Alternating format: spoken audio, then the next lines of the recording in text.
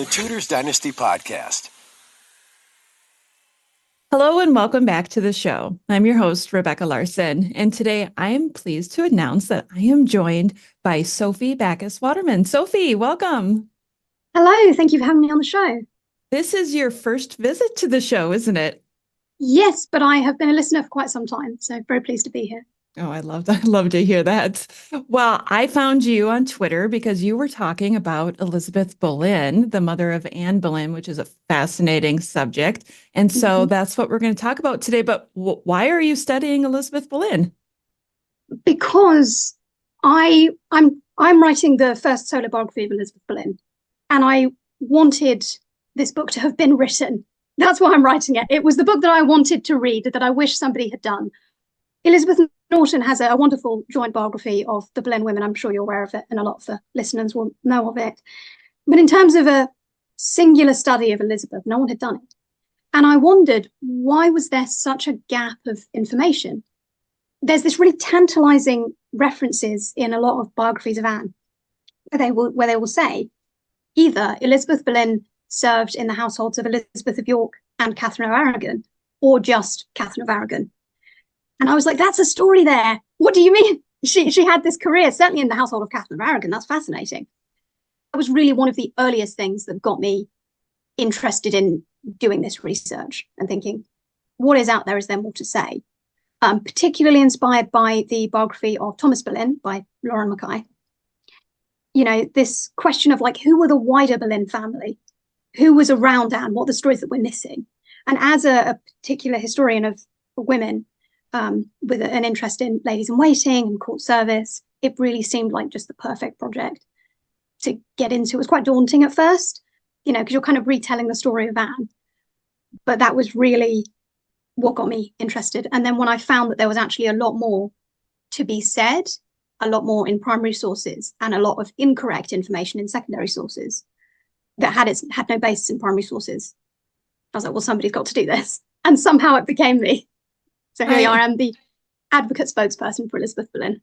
I love it. She needs to have her story told. I feel like the one thing we always hear about her is that she was the mother of Anne and George and Mary. And when Henry was looking to wed Anne Boleyn, there's that famous quote, "Never the mother," right? And that's one of the yes. It's great that you've mentioned that, because I've just finished writing about that actually. And one of the few things we do say about Elizabeth Boleyn is that she possibly had an affair with Henry VIII, but probably not, but maybe. And I knew that was looming in the book. I was going to have to write about that at some point. And what seems to happen in a lot of secondary sources when they talk about that affair, but a potential affair that didn't happen, is that they mentioned the sources that were contemporary to Elizabeth's life. And there were, you know, maybe 4 or 5 of these accusations slung around in her lifetime. And then Nicholas Sander walks in with his insane, you know, posthumous accusations. And this discussion gets lumped in with a larger conversation about Elizabeth's posthumous representation and reputation. And I think, no, we need to separate those two conversations.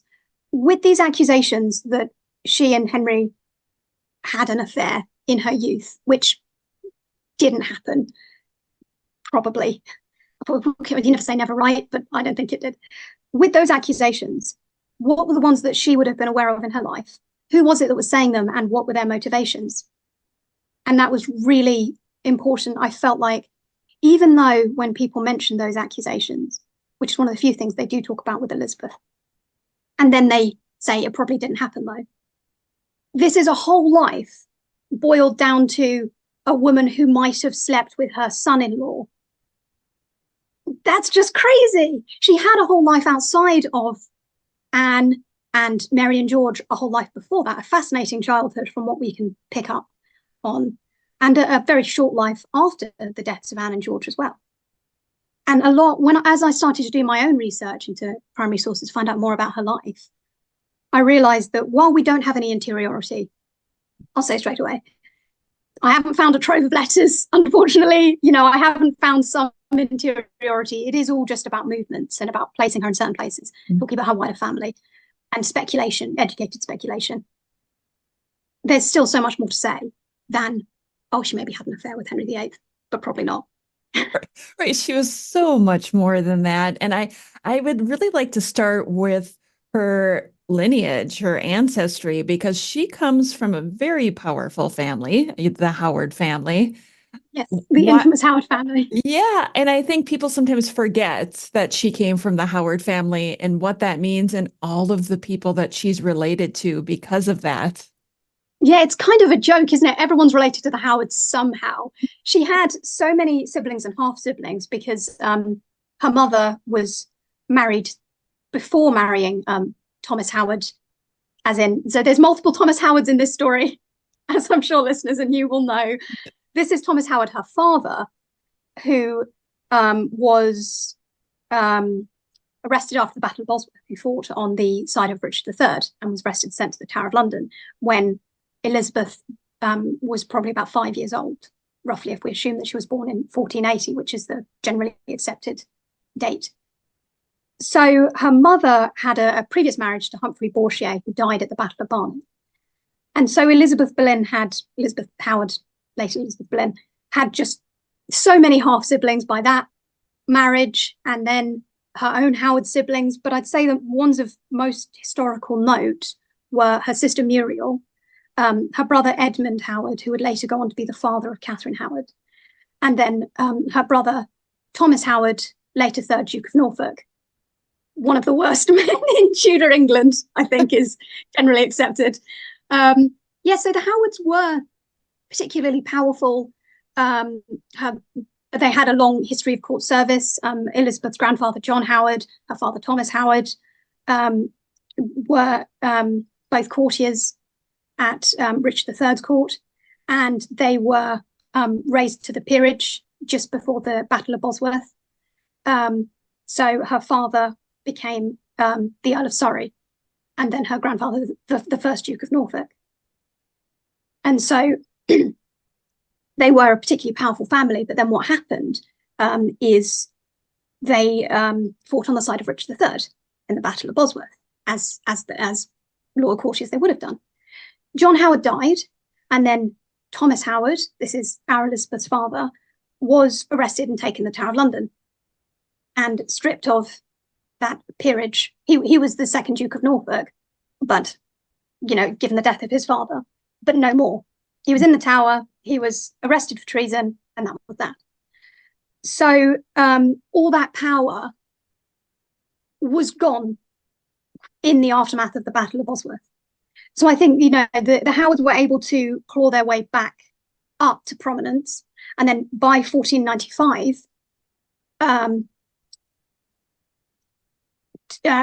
Thomas Howard married Anne of York, but that took some time. There was about a 10-year period when the Howards were really kind of on the out. So when we think about the marriage of, maybe I'm going off track a little bit here, when we think about the marriage of Elizabeth Howard to Thomas Boleyn, and people think, oh, she was so much higher rank than him. That is true, but their social standing had diminished quite considerably at the end of the 15th century. At the time, Elizabeth Howard married Thomas Boleyn. Yeah. So it's not a rambling answer, I'm sorry. No. See, I think it's so interesting. One of the other people, and correct me if I'm wrong, that Elizabeth was related to was Margaret Bryan. Yes, they were half siblings. They were half sisters. I think that's fascinating too. That is, you think about all of these connections and all of these connections by marriage or by blood, and how Anne Boleyn was surrounded by so many members of her family in her household when she became queen. And obviously this is pure speculation here, how many of the appointments were due to her mother's influence during Anne's queenship. And we're jumping ahead a little bit, I'm sure we'll talk about it later. But yeah, there were so many Howards and so many Boleyns who kind of were able to get positions in Anne's household when she was queen. And all of these connections, all of these marriages and all of these siblings, I was particularly interested. One of the early sort of draws to this project was Muriel Howard, the sister of Elizabeth, because she's somebody about whom I've heard very little. And there was this dreadful speculation, misunderstanding, misread in the late 19th century that Elizabeth Boleyn died in 1512 in childbirth. You might have come across that in some secondary sources. Interesting. It was, the Victorians were crazy. Yes, you know, we have to blame with them to blame for just so many issues. So there was a misreading of a primary source, because Muriel Howard died in December 1512, and she died in childbirth, and her will is still extant, and I talk about it in the book, and you know, kind of how she died of childbed fever, same thing that killed Jane Seymour. And so this misreading of this primary source led to this temporary debate in the late 19th century that actually had surprising longevity into, I think, the 1970s, that Elizabeth Boleyn died in 1512 because they misread this document that was about her sister to be about her. And so what you've got is these Victorian biographies of Anne, which say, you know, yes, very romantically, they're like, oh yes, little Nan was taken to the grave of her departed mother, you know, and with her father, and all of this complete nonsense that's just not true and very Victorian and very romanticized, in order to make later references to Anne Elizabeth Boleyn, the wife of Thomas, make sense. They invented just whole cloth a second woman, a second wife for Thomas Boleyn, also by the name of Elizabeth. And they're, you know, really disparaging comments by these Victorian historians about her. You know, she was a woman of no note. She was from some vague Norfolk family. Thomas Boleyn taught her to read and write, was one bizarre one that I came across. And it, you know, on the one hand, it's quite funny to think, oh, they were so wrong, because they were. However, I try to keep in mind that they didn't have access to the kind of things that we have access to now, in terms of perhaps, you know, access to certain documents or understanding, or the backing of secondary sources that we have now in the work that's been done to disprove that. And interestingly enough, I came across an article written by James Gardner, the editor of Letters and Papers, who was furious about this misunderstanding.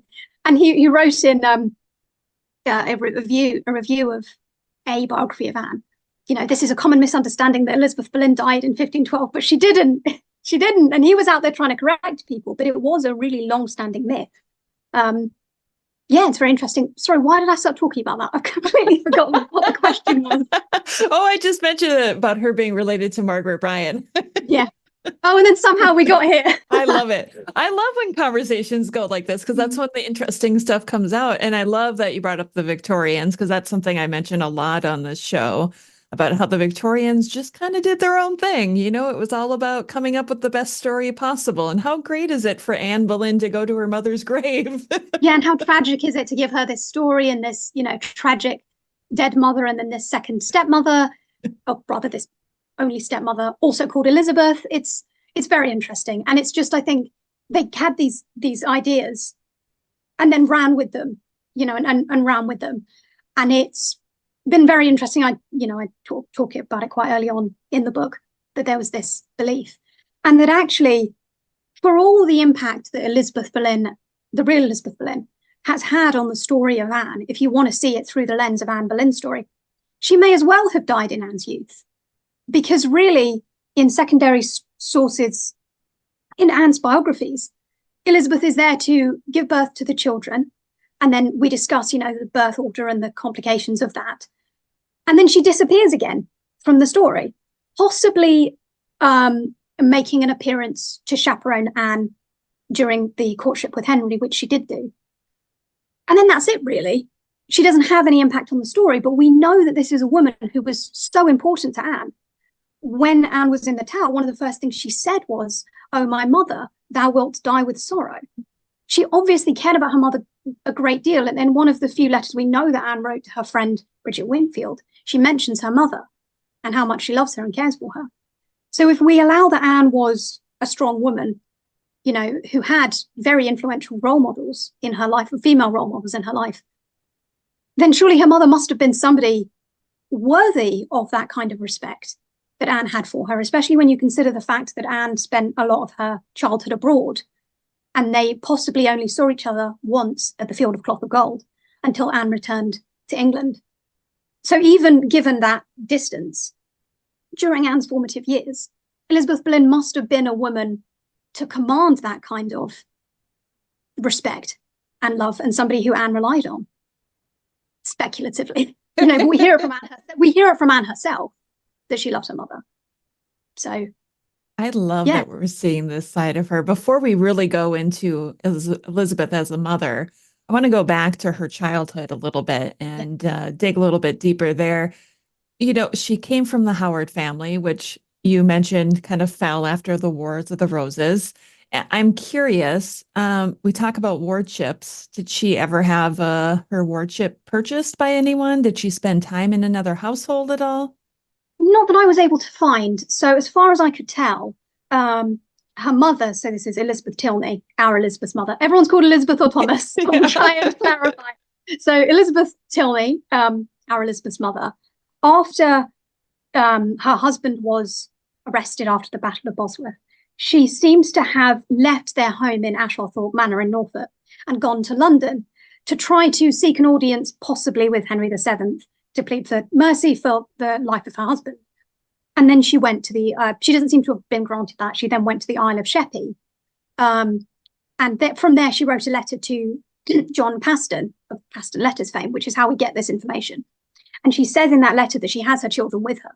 So presumably, this is Elizabeth Boleyn, possibly her daughter Muriel and her sons with her.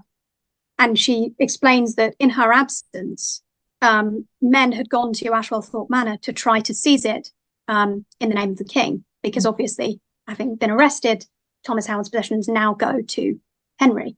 But Ashwell-Thorpe Manor belonged to Elizabeth Tilney. It was hers, not his, so they couldn't seize it.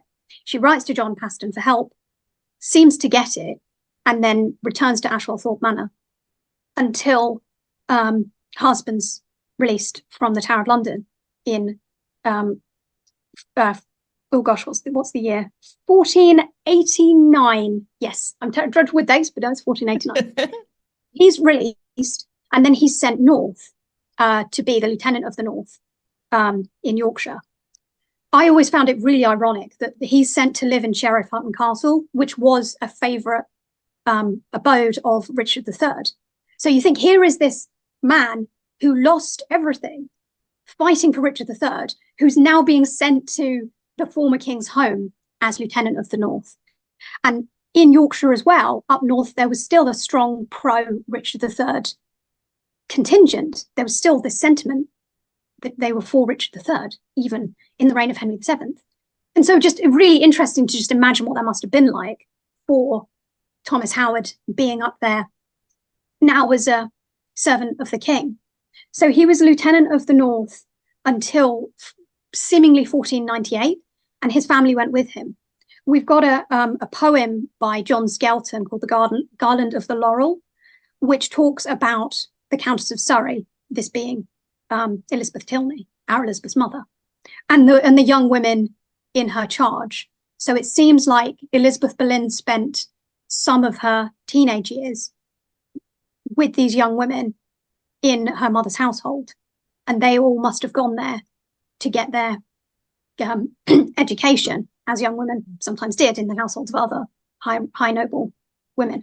What's fascinating about the women who are mentioned in that poem, we've got Elizabeth Howard, later Elizabeth Boleyn, Muriel, we've got Marjorie Wentworth, the mother of Jane Seymour, who was there. Isn't that fascinating? We can say nothing more about it. We don't know anything about that relationship, but she was there as well. So we can place Elizabeth Boleyn tentatively in Yorkshire for her teenage years up until roughly 1498, possibly 1499. We know that Thomas Howard returned north between 1498, which is the last recorded duty that he performed as Lieutenant of the North, and then November 1499, when he was present at the trial of Perkin Warbeck. So some point in that window, he returned south. And if we assume that his wife and children went with him too, then we can then place Elizabeth Boleyn, Elizabeth Howard back south at the end of the 15th century. So is there any indication that Elizabeth Howard / Boleyn served in the household of Elizabeth of York? There is none. This is, again, one of those things that I was really curious to get to the bottom of, because there was, again, a lot of discrepancies between secondary sources on this. Some people say, yes, she did. And then others say, no, she didn't. The ones who say she did never cite a source. Mm-hmm. They never cite a primary source. And I was thinking, where did this come from, this belief? Because you've got the death of Elizabeth of York in 1503. And then there's that very brief window. If we assume that Elizabeth Howard was back south from, let's say, 1498, there's a brief window during which she could have served in Elizabeth of York's household. But I can't find her anywhere in primary sources that talk about Elizabeth of York's ladies-in-waiting. I can find her sister, Muriel, who by that point, by 1500, was married to John Grey, Viscount Lisle. So she was then Viscountess Lisle. So there is a Viscountess Lisle, this being Muriel, in some primary sources from Henry VII's reign. I believe off the top of my head, Muriel accompanied Margaret Tudor to Scotland to marry James IV. And then she appears at the funeral of Elizabeth of York. But I couldn't find Elizabeth Howard anywhere in the primary sources. This seems to be something that originated in secondary sources and then has just been accepted and discussed. I'm absolutely willing to be wrong about this, of course. If anyone knows where this came from, please tell me, because so far I've tracked it down to some secondary sources published in 2007-ish is the earliest reference that I can find to this. If anyone knows of any primary sources, I would love to know, because it drove me crazy. I haven't yet been able to definitively say where this belief came from, but certainly as far as I can see, it has no basis in primary sources. We don't see Elizabeth Boleyn at court until 1509, at the coronation of Henry VIII and Katherine of Aragon. Oh, okay. So we see her there in 1509 at the coronation. Was she a participant or just a spectator? She seems to have been a participant. She received some gowns. She received 2 gowns for the coronation. And she's listed as riding in a carriage along with certainly her sister and then a couple of other women as well. She's listed, what's really interesting is she's listed as the rank of Baroness. I don't know why that is. It might have been her Howard lineage by that point that puts her with the other women of higher rank. So she was definitely a participant. I believe that she probably joined Catherine of Aragon's household shortly before the coronation. I doubt that would have been her first kind of role in the Queen's household. It's really difficult to date it. I do talk about it a little bit when I cover this period in the book. So yeah, that's the first time we see her at court, is 1509. Okay, so I think you said she was born in 1580, so that would have made her 29. Yes, it would have made it quite late. But it was quite a late arrival for court. But when you think about the Howard's position and how Elizabeth was north, if we assume that she was north for that time from until 1498 or 1499, then you've got that brief window where I can't find her in the records. And then you've got the death of Elizabeth of York in 1503. That then puts an end to the need for certainly ladies in waiting at court until Catherine of Aragon. So there's that gap there. Yeah. And she was possibly at court, before then, before 1509. I just can't find her. A huge part of this whole process has been me trying to accept that it's a lot of it's educated speculation, or saying maybe the source hasn't survived, maybe she wasn't referenced. I think that people who read the book, which is not due out until the end of next year, some people will probably be unhappy with the amount that I've suggested that Elizabeth Boleyn was involved in certain events that we don't know she was involved in. For example, the birth of Elizabeth I, Princess Elizabeth. I think that she was probably there for that. I don't have any direct evidence. I just think that it seems likely. So you said before we started recording that you had Matt Lewis on the other day. There's something wonderful that he says when he talks about the Princess in the Tower mystery. And he says, there's human evidence when it comes to certain aspects of history. And that's been a huge influence on me in how I've looked at this. Where we can't find Elizabeth Boleyn in primary sources, certainly during Anne's queenship. You've got to think, okay, but what's the most likely thing? We know that Elizabeth had lodgings at several of the palaces. There's records in the pay books of James Needham for lots of repairs throughout Anne's queenship. So Elizabeth Boleyn had lodgings at court, several of the palaces. Anne was close to her. She was under a lot of pressure when she gave birth to Elizabeth, Princess Elizabeth. It's likely that her mother was there. We don't have a list of the women who attended Anne when she gave birth to Elizabeth I. So it makes sense. I think there's been a lot of idea, because we can't find many references to Elizabeth Boleyn, direct references. The assumption is then, well, she must not have been there. But absence of evidence is not evidence of absence, you know. And she was there certainly more than we've allowed for. Yeah, I've gone off topic. No. Sorry. This is such a fascinating topic. Okay, so let's talk about her marriage to George Boleyn. Was she ever connected to anybody prior to George Boleyn? She was. There was, oh gosh, bear with me a moment. I have it in my notes. Let's see. There was discussion of a marriage prior to Thomas Boleyn, but actually the Howards and the Boleyns knew each other for many years before. And I didn't know this until I read the biography of by Claire Martin, about the medieval Boleyns, heirs of ambition.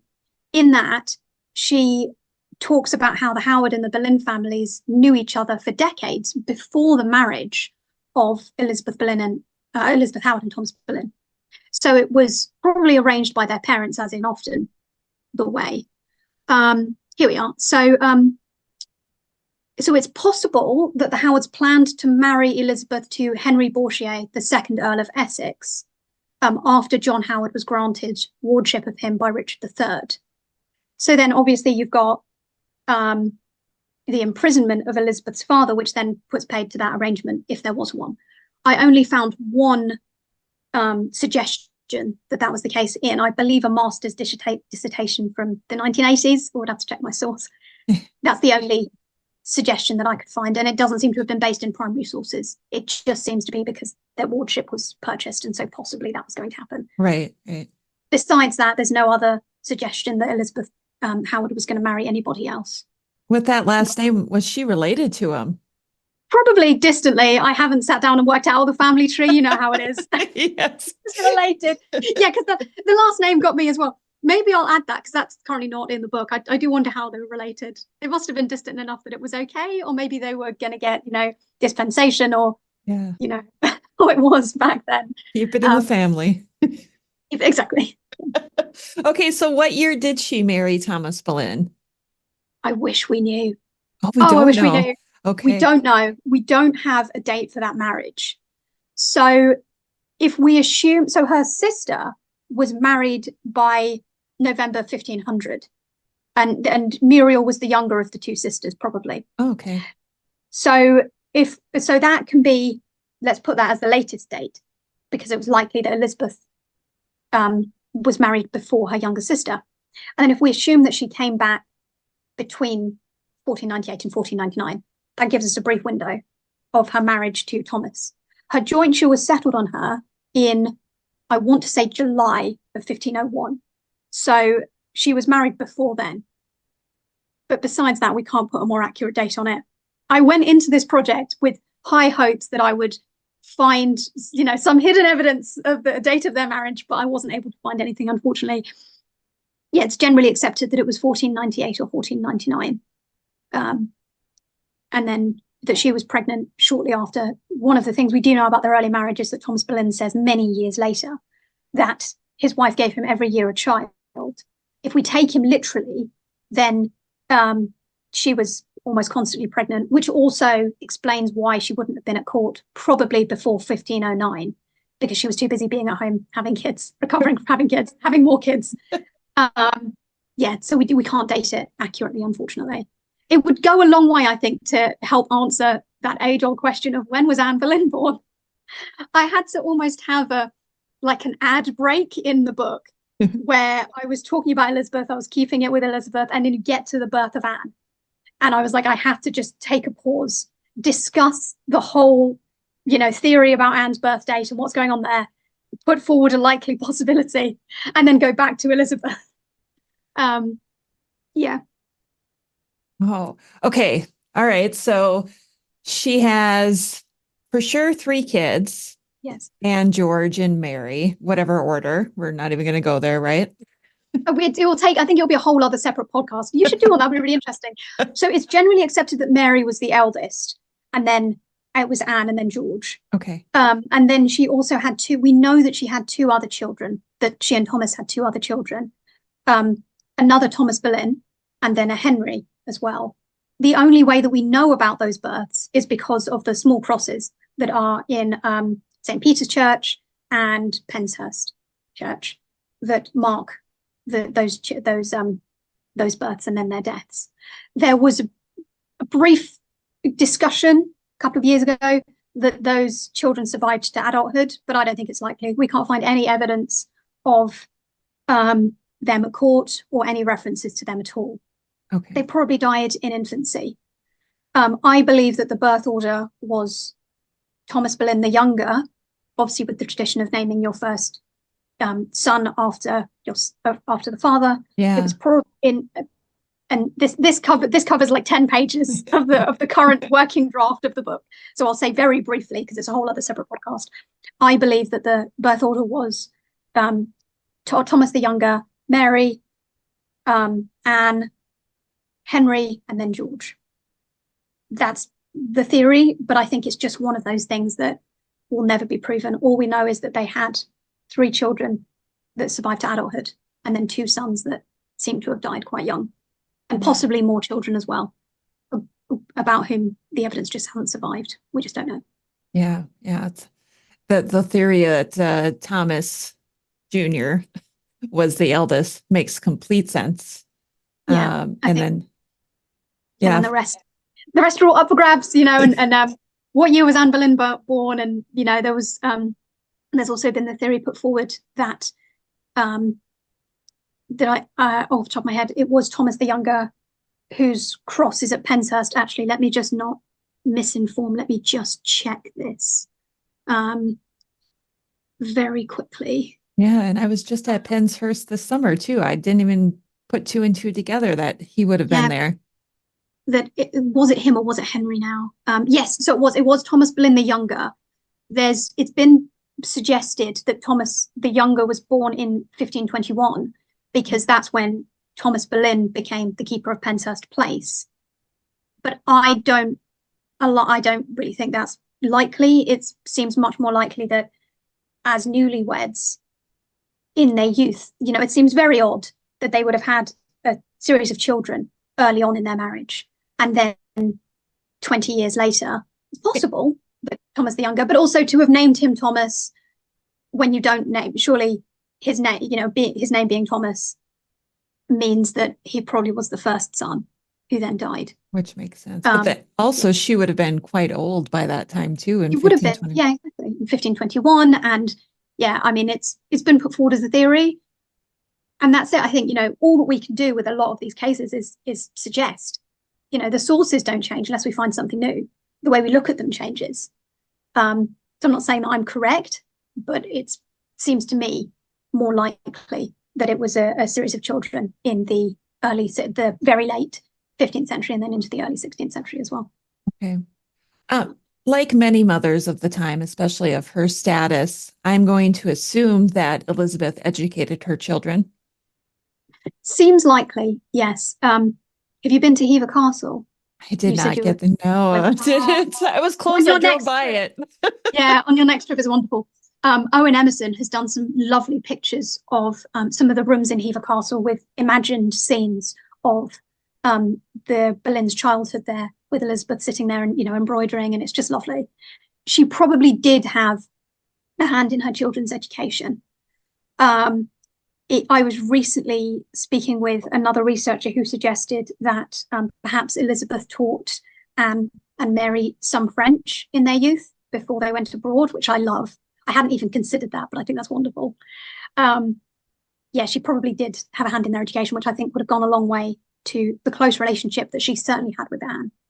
We unfortunately don't have much, if any, evidence for her relationships with George and Mary at all. We'll probably talk about it later, the whole Mary Boleyn thing with her second marriage to William Stafford and all of that. Elizabeth was involved there, but we don't have much evidence for the closeness there, but it's probably likely that she did educate those children at home. Yeah, okay. I love that we're talking about her relationship with her children and you bringing up Anne Boleyn's fondness for her mother, but we don't see that until we have the evidence in the letters. Is that right? Yes. Yeah. Until much later. Yeah. And there's not much. There's not much there. Like I said, there's the letter written to Bridget Wingfield, and then there's Anne's comments in the Tower, and then there is Elizabeth during Anne's queenship as well. So it makes sense that of all of the children, of course, we'd have the most evidence of her relationship with Anne. But what I find really interesting is that, to jump ahead a little bit, when Anne was receiving the infamous love letters from Henry VIII in mid-1520s, Elizabeth Boleyn would have probably been at Hever for that point because she'd left Catherine of Aragon's service. The latest I could find her in Catherine of Aragon's household was 1522. And then she seems to have left, which is also the same year that Mary and Anne entered Catherine of Aragon's service. So it's possible that Elizabeth left as her children began their court careers. It's possible that the rumours of the affair between Mary Boleyn and Henry VIII is what drove Elizabeth away from court, possibly embarrassment or shame, don't know. But she seems to have left active court service in around 1522. So therefore she was at Hever. We lose sight of her from 1522 to 1527 when she returns to court with Anne. There's one mention of her going to a local family for one day in 1526, and then that's it. There's just a 5-year silence. But that's because she was at Hever. And so when Anne was also at Hever, 1526, it would have been her mother who was there when Anne was receiving those letters from Henry. And there's a really interesting reference in one of Henry's letters to Elizabeth. He says, I have been told that the opinion in which I left you is totally changed, and you would not come to court either with your mother, if you could, or in any other manner. So is that Anne saying to Henry, I don't want to come to court with my mother? Or is this Elizabeth saying, I don't want you to go to court, I won't go with you? We don't know. But that's really interesting. What was Elizabeth's take on Henry's relationship with Anne? I've jumped ahead massively in the timeline here, but it's obviously so important it looms large, doesn't it? It does. That's really interesting. There's so much about those letters I don't know. So that was really an interesting thing for you to bring up. Well, you brought up 1527, and we all know that her daughter Mary's husband, William Carey, died in 1528. Yeah. Do we know if Elizabeth was there for her daughter at the time? Do you have any record? Don't have any evidence of that. But to be fair, it isn't something that I'd actually considered looking into deeply. You've given me another section of the book. It's very much a work in progress. I have a deadline and it's coming together, but there are so many avenues. That's amazing. Thank you. Because I hadn't considered looking into that at all. I don't know. The answer right now is I don't know because I haven't looked into it, but that's so exciting. I know Mary Boleyn is almost as difficult to research as her mother. So I don't know. I don't know how much you're going to get for that. It's definitely going to be anything, even if it's just speculation, it's something overlooked. Definitely. It's such a multifaceted story.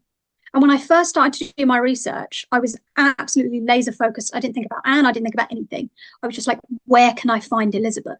And so one of the earliest things that I did for the project is sit down and chart the evidence for Elizabeth's whereabouts, just basically with no kind of speculative gaps. Just she was here on this date, she was here on this date, and such and such. You go through and you do that. And I consider those sightings, those like primary source sightings, to be like the bones of the project. And then in between those, you've got the tissue of speculation, where, for example, we lose sight of her from 1522 to 1527. She was at Hever. I believe there's a reference in one of the ambassador's dispatches to Anne not wishing to leave her mother in Kent. So it's like, okay, so Elizabeth was at Hever. We don't know what she was doing day to day, but we know what a woman of her station running a household would have done. And so, there's been wonderful scholarship about aristocratic women in England and what their lives look like. And so you fill that gap by saying, well, we don't know, but here's what another woman of her station would have been doing. This is what her days would have looked like. Yeah. And that's how I managed to fill a lot of those gaps. But in doing that, in focusing so particularly on Elizabeth, things were overlooked. I hadn't considered Elizabeth's reaction or input at all to the death of Mary's first husband, which didn't occur to me. So that's why, it's so helpful. It's collaborative, isn't it? It's only because we're having this conversation that even occurred to me.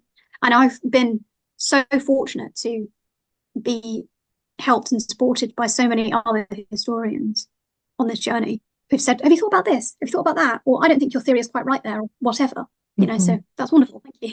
Yeah. Well, I think when doing my research on Thomas Seymour, there really was only one biography of sorts that had been done on him, and that was on his position as Lord High Admiral. And so from there, I thought, well, that's the only biography that I have on him, and the primary sources are very limited. So I immediately went to who were the important people around him, and maybe I'll find information there. And that's really how you end up building out, isn't it? You find them and you might find some more information. Absolutely. We have very similar approaches in that. You think, where's my starting point? What work has been done already? Yeah. And then how can I build out from that? And it's been such a journey. I have found, so while I haven't found a trove of letters, we hold out hope, I have found some exciting overlooked sources that are being woven into the book that I can't wait to talk about, just some really exciting overlooked things. And I think it's not necessarily that no one gets cared about Elizabeth's story. It's just that because when you look for references to her directly, you do come up short. It is difficult. People reference her few and far between. But then if you think more broadly, if you read against the grain and think, okay, so we know she was in Catherine of Aragon's household from 1509. So where are references to Katherine and her ladies? Then there Elizabeth probably was. I think that she was an ordinary member of court. That is to say that she had a permanent member in a permanent position in the household. She appears in lots of lists of members of Catherine's household. She appears in gift rolls. 1513 is the one off the top of my head that she appears in. So she probably was permanently at court for majority of her time in Catherine's service. So that's how you fill that gap. You think there were jousts, there were banquets. She's mentioned by name at a banquet in 1517. So you think about, filling the gaps where you don't know where she was, but you can speculate that she was at jousts and pageants and possibly there when Catherine of Aragon had her several pregnancies. And it's all speculation, but it's grounded in, we know she was a lady in Catherine of Aragon's service. So probably. And is it better to even theoretically place her in these places rather than just not even thinking about her at all? I love that you mentioned 1513, because my mind immediately went to Catherine of Aragon and the Battle of Flodden, and whether or not Elizabeth witnessed any of Catherine of Aragon's. Well, again, what I was able to do when talking about that is, if we assume that Elizabeth Boleyn was at court in Catherine's service for that year, then we know that Catherine and her ladies sat together embroidering flags for the Battle of Flodden. Did Elizabeth Boleyn do that? Possibly. If she was there, and then she was there in January 1513. She's listed among Catherine's ladies as receiving, I think it's a gilt cup. They loved gilt cups. They were always giving each other gilt cups. Then probably she was one of those women who sewed flags for the Battle of Flodden. That's insane. That's so exciting. And it was finding out little things like that fill in the story, that add color to it, that add life to this woman who has been overlooked, who has been flattened by a lack of sources.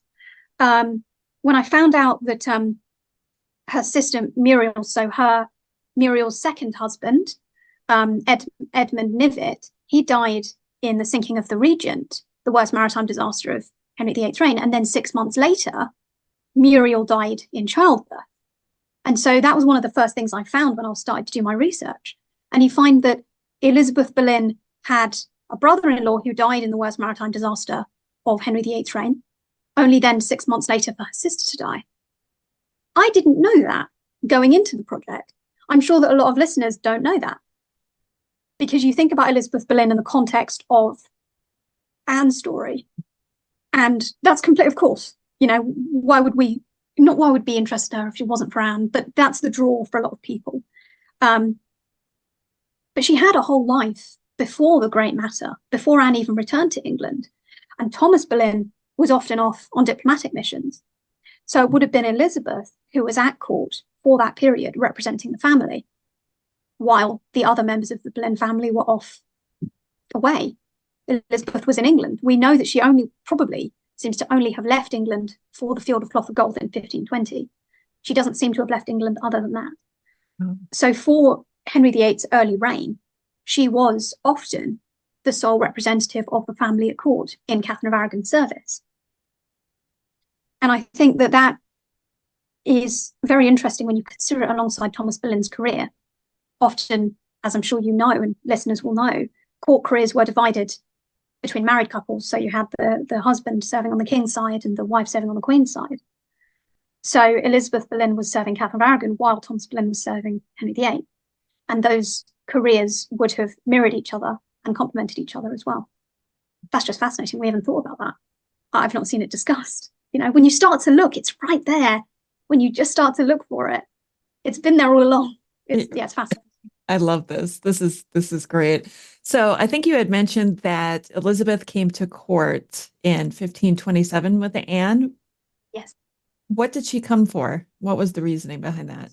So this is one of the other things that is mentioned when people talk about Elizabeth. If she's mentioned in biographies of Anne, it will be in her context as Anne's chaperone during the courtship, which never makes it into media representations. But we have Elizabeth, when she's mentioned the court in 1527, it's in the company of Anne. And then, for example, she also was with Anne in 1529 when she, Anne, Henry, and I think it was Henry Norris, went to look at York Place after the fall of Cardinal Wolsey. Anne and Elizabeth were always in each other's company in the late 1520s. She was there as Anne's chaperone during the courtship with Henry, to ensure, you know, that everything was proper. It was a typical role for a mother in, you know, courtship situations. It just so happened that this was the king. So that's the capacity in which she was there. Okay. All right. So you mentioned previously about Mary Boleyn and her secret marriage to Stafford and Elizabeth, and what was her role in all of that? I don't even remember what year that happened, but I believe it was after Anne married Henry. That was 1534. Okay. So it seems like both Elizabeth and Thomas disapproved of the marriage that Mary made. In her famous letter to Cromwell, Mary said, I beseech you, good Master Secretary, pray my lord, my father, and my lady to be so good to us, and to let me have their blessings, and my father and my husband their goodwill. So the father obviously there is Thomas Boleyn, and then my lady is Elizabeth, because she references Anne elsewhere as the Queen's Grace. So that my lady must have been Elizabeth, who Mary is saying, please help me, my parents don't approve of my marriage. And it's understandable why Elizabeth, as a Howard, with someone who had such an understanding of the importance of lineage and how easily things could be taken away. She'd seen it in her own childhood with her father and their status. So while it seems harsh to us now, the fact that Mary was banished from court for that marriage, the marriage of love, is so she claims. To the family, it was, devastating. They lost Mary as a potential pawn on the marriage market, and it made them look bad. So it seems like, from Mary's own admission in that letter, her mother was not on board with that marriage, which is so interesting. Thomas Boleyn, because we have more on him, he's been cast as the villain in this story so often. It was Thomas Boleyn who pushed Anne into her relationship with Henry, even though we have evidence that he doesn't seem to have been on board with it for quite some time. Thomas Boleyn was the villain of this story who banished Mary from court for marrying a man that she loved. If we think that, I think that Thomas Boleyn has been massively cast as the bad guy when he really wasn't, not as much as we think. But he's borne the brunt of all of this historical judgment. Elizabeth hasn't borne any of it because she's just been ignored. She was also there. She was also a powerful figure. And Mary herself says in that letter, my father and my mother, my father and my lady. So if we're going to assume that Thomas Boleyn was a terrible father, which I don't hold with, Lauren Mackay has done wonderful research, and I think the tide is really turning on the perception of Thomas Boleyn as a bad father, I think it was Eric Ives who said he climbed the greasy pole or whatever, then surely we have to say the same about Elizabeth Boleyn. But I think neither of them were bad parents, as we come to understand by modern standards. They simply were doing what was expected of them for their position at the time, especially during Anne's queenship as well. So long rambling answer again, I'm sorry. No, I think it's interesting because when you put Thomas Boleyn in that scenario, of course, how does that make Anne Boleyn look? If her father is this scheming man who's making his daughter do something that she doesn't want to do, of course, that puts Anne Boleyn in a more sympathetic light too. And that helps to tell her story the way that some people have wanted to tell her story, when I think she is far more complicated than all of that. So I completely agree. And I think that is why, I think it's because of how we've told Anne's story that Elizabeth's story has been overlooked. If you put aside the lack of direct primary source evidence and just assume, why haven't we even looked for Elizabeth Boleyn in this story? It's because we have two stories of Anne. We have either Anne as the victim of the men around her, the victim of her father's machinations, the victim of Henry's pursuit, who was powerless against the men around her. And so therefore Elizabeth Boleyn doesn't fit into that story, because you'd think, well, why didn't her mother try and help her if she was a good mother? Or was her mother in cahoots with Thomas Boleyn, also forcing her daughter there? But we just haven't put her there either. If you assume that Anne Boleyn was a vixen, a femme fatale, who seduced Henry away from his rightful first wife, then you can't allow for the fact that Elizabeth Boleyn was present during some of their courtship. We don't have evidence of much, but she was certainly there to chaperone. But in the Showtime's The Tudors, she's not there. She's dead, practically. Where is Elizabeth Boleyn in Showtime's The Tudors? She doesn't exist. So that's why I think, because we have had two versions, very broadly speaking, very broadly speaking, we've had those two versions of Anne as either a victim or a vixen. There is no space for her mother in either of those tellings of that story. And I think as well, because we like to imagine that Anne was a strong, independent woman, this feminist or this proto-feminist, the idea that she had a close, loving relationship with her mother, about whom we know so little, doesn't quite sit right. You can imagine that Anne was respectful of, Marguerite de Navarre or Margaret of Austria or even Catherine of Aragon, because we know that those were strong women who we can see quite clearly in the sources. But because Elizabeth Boleyn has left such a shallow imprint, it's led to the mistaken belief that she herself must have been this quiet, shy, reserved woman.